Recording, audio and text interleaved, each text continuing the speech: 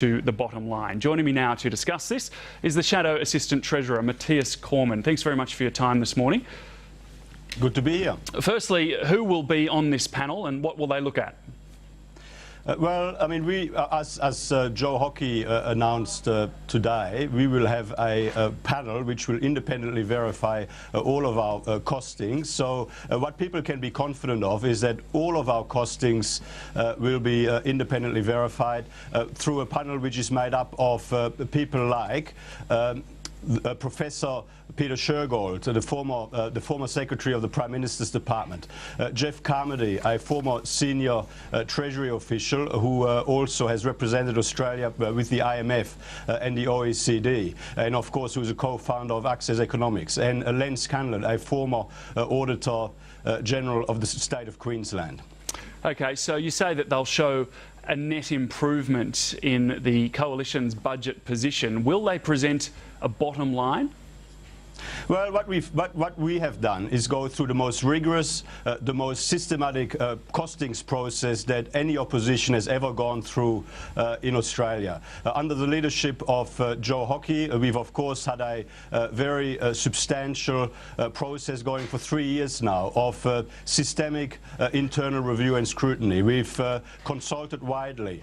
We have of course gone through a rigorous assessment process through the Parliamentary Budget Office, and now this process of independent sign-off. So what people can be confident of is that our policies and our savings will be fully and properly costed and independently verified. And of course what people will be able to see is that the budget bottom line will be better off under the Coalition than it would be under Labor. So will we see, though, whether the budget would be in surplus or deficit now and into the future, and when the Coalition would return to surplus? Well, what you will see is that under the Coalition the budget will be in better shape than under Labor, but we can only vouch for our numbers. We can't vouch for Labor's numbers. I mean, just over the last 9 months, from the mid-year economic and fiscal outlook in late October last year to August this year, when the government released its economic statement, the budget under Labor blew out by about $100 billion. $100 billion blowout in the budget bottom line over the forward estimates under Labor. So what you'll see under the Coalition is a full list of our policies and their cost, a full list of our savings measures, and you will see that the net impact on the budget bottom line will be positive. But why not present a timeline on when you're going to return to surplus? Well, it all depends on the starting positions, and we don't trust Labor's starting position. We can't vouch for Labor's numbers. We can only vouch for our numbers, which have gone through a very rigorous process. But don't you have a responsibility to tell the Australian people when you'll return to surplus? Labor has done that.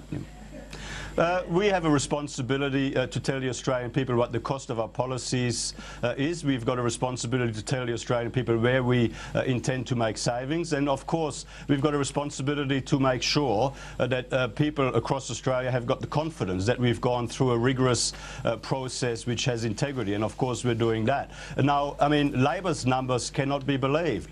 I mean, Labor promised us in the lead up to the last election that we would have a $3.1 billion surplus in 2012-13, and of course what we've ended up with so far is a $19.4 billion deficit. They've told us that we would have a $4.8 billion surplus in 2013-14, and we're now on track for a $30 billion deficit. I mean, you can't trust Labor's numbers. What we're saying is that we've gone through a very rigorous process which will be independently verified by a highly creditable panel of experts, including, of course, Professor SHEARGOLD, Jeff CARMODY and Len SCANLAN, and they are putting their reputation behind the process that we have followed and the costings that we're putting forward. Yeah, no one's doubting their professionalism in this process, but as you point out, the numbers are very volatile.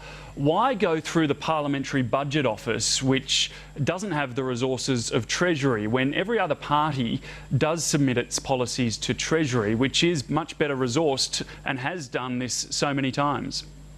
Well, I mean, that's actually not the way this process now works. I mean, essentially, given that we've been working with the Parliamentary Budget Office, we are not allowed to put the same policy for costing to both the Parliamentary Budget Office and to Treasury. I mean, we've got to take a pick on either going to the Parliamentary Budget Office or the Treasury. So what we've done, given that we've worked with the Parliamentary Budget Office in relation to more than 200 policies already, I mean, we're just sticking to that process. It is a rigorous process, and of course it is a process that ultimately will have sign-off from a panel of highly regarded Australians.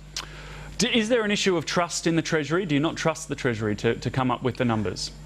No, well, this is the process. This is the way the process has been set up. I mean, the government introduced the legislation for the Parliamentary Budget Office. We had some misgivings about the way they pitched it. We thought that there was opportunity to do a better job in terms of the way the Parliamentary Budget Office was set up. However, we have worked in good faith with the process that the Labor Party has legislated, and so you know, the Parliamentary Budget Office has gone through our policies and through our savings proposals in fine detail, and you know, we're very comfortable with where we've ended up. We're very comfortable that the figures that we are putting forward are the most credible figures at this point in time.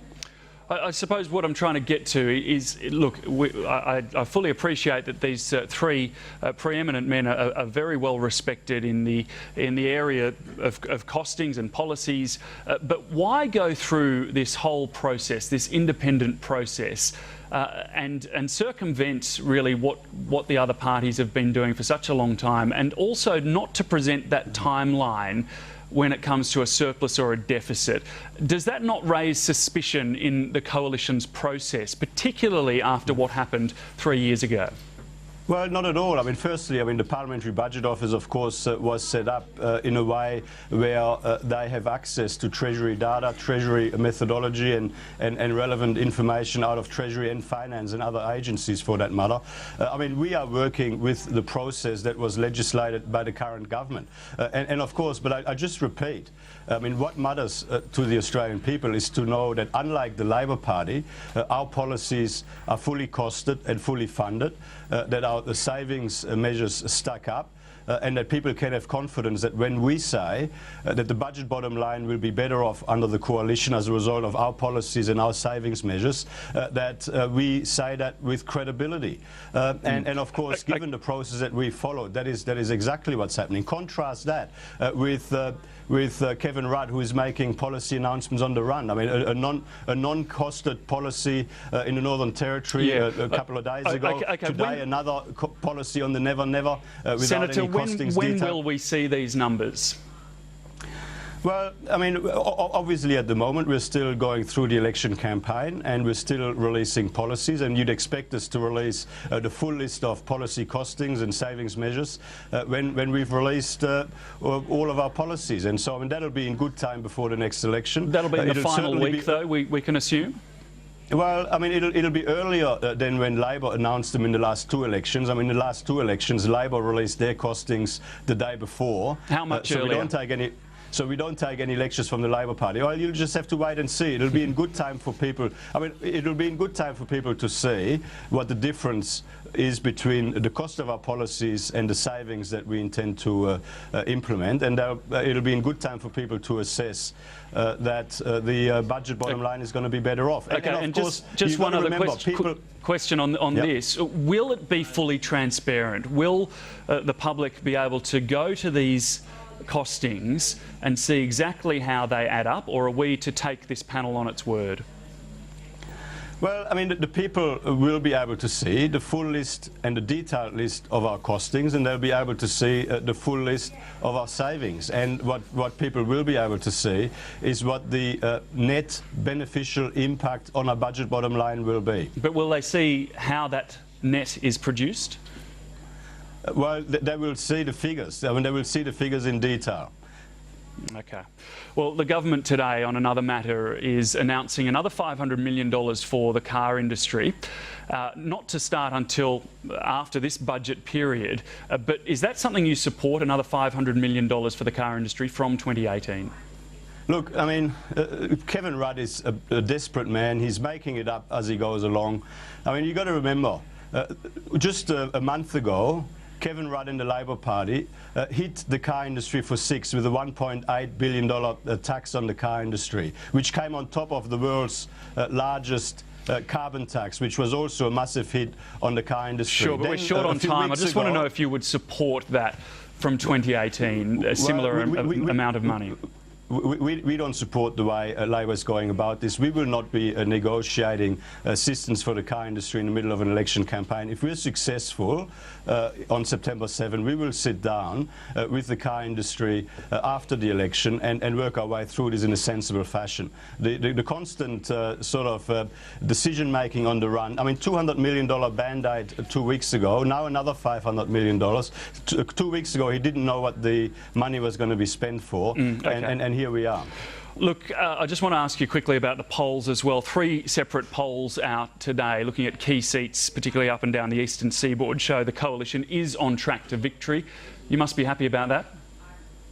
Well, look, we're not taking anything for granted. We'll continue to talk to the Australian people about the issues that matter to them, the need for a stronger economy, for more jobs, to pursue policies to help reduce cost of living pressures, and of course the need for stable and strong government. So that's, we won't get distracted, but let me just say we do expect that given the way things are, that the Labor Party will become even more negative and even more desperate over the weeks ahead, so people need to brace themselves for that. Are you surprised Peter Beattie hasn't had a bigger impact? Well, Bert van Manen is a very good, strong, grassroots, community-based local member for Ford. I mean, I've been campaigning with Bert van Manen in times gone by in Ford. He's clearly a strong, locally entrenched local member. And, you know, Peter Beattie clearly is just a fly-in celebrity, and it doesn't seem to be working out for the Labor Party the way they thought it might. Okay, Shadow Assistant Treasurer Senator Matthias Cormann, thanks so much for taking us through all that. Always good to talk to you.